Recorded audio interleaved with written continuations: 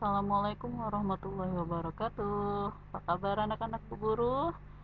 Setelah 1 minggu libur Hari Kemerdekaan dan Tahun Baru Hijriah, kita mulai pembelajaran tematik kita.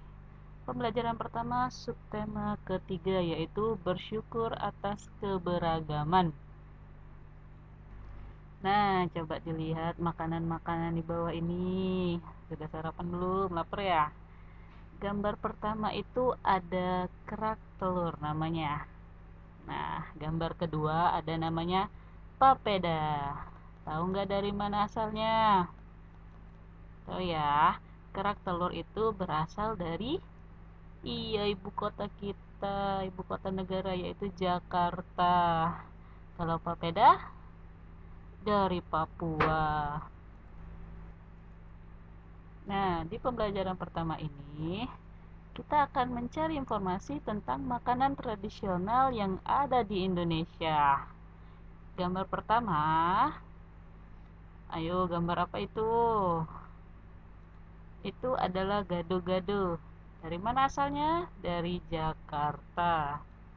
Yang kedua, gambar apa itu? Ada ayam.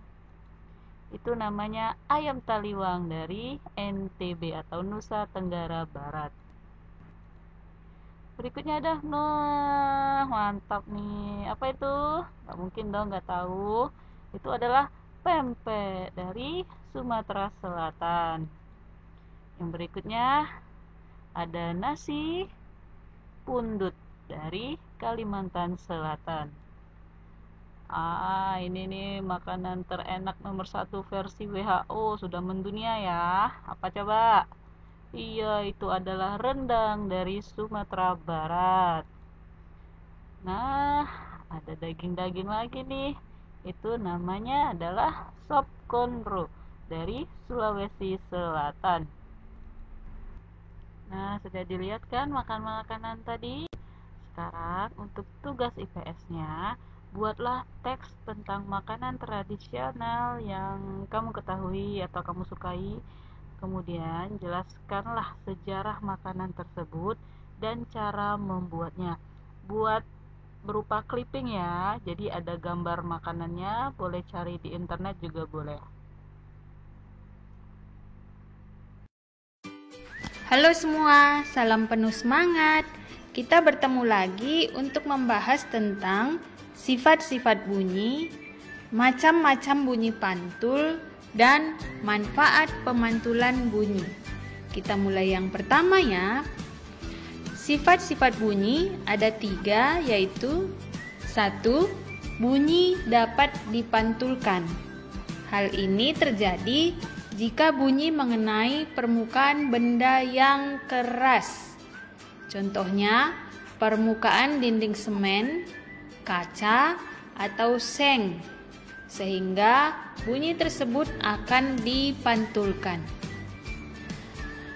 Kita akan mendengar suara kita lebih keras di dalam gua akibat dari pantulan bunyi yang mengenai dinding gua.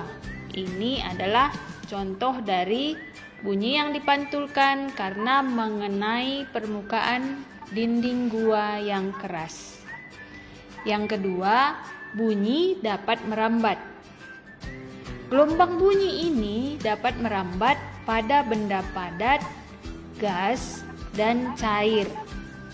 Contohnya, kita dapat mendengar bunyi 2 batu yang dibenturkan dalam air. Yang ketiga, bunyi dapat diserap.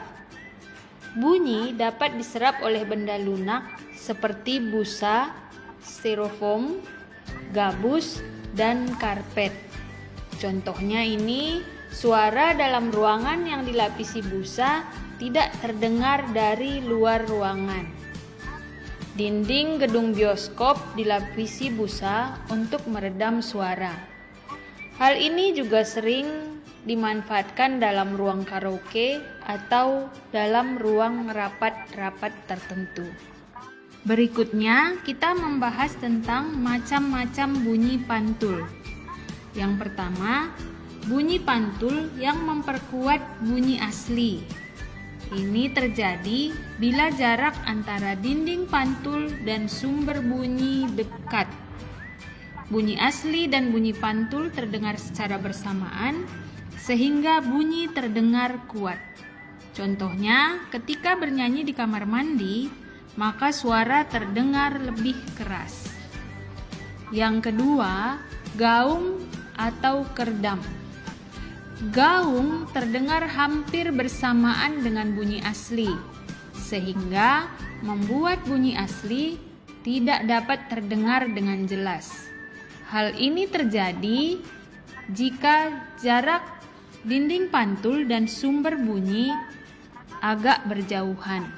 Contohnya, ketika berteriak di aula. Yang ketiga, gema.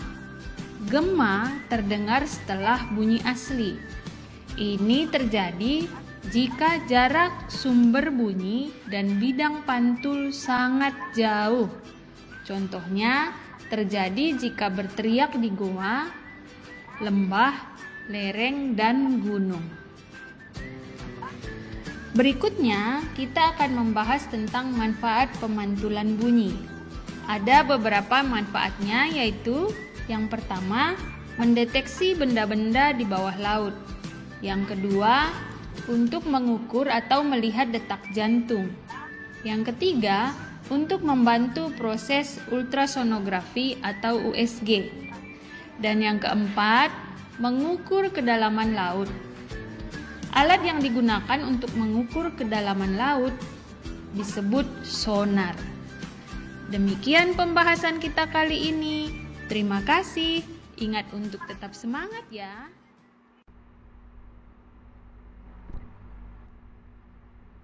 Oke, itu tadi video tentang sifat-sifat bunyi. Jadi ada 3 ya. Bunyi dapat dipantulkan, bunyi dapat merambat, dan bunyi dapat diserap. Nah, tugas IPA kali ini adalah sebutkan contoh-contoh dari sifat-sifat bunyi tersebut. Misalnya bunyi dapat dipantulkan tadi contohnya apa, bunyi dapat merambat contohnya apa, dan bunyi dapat diserap contohnya apa. Selamat mengerjakan. Assalamualaikum warahmatullahi wabarakatuh.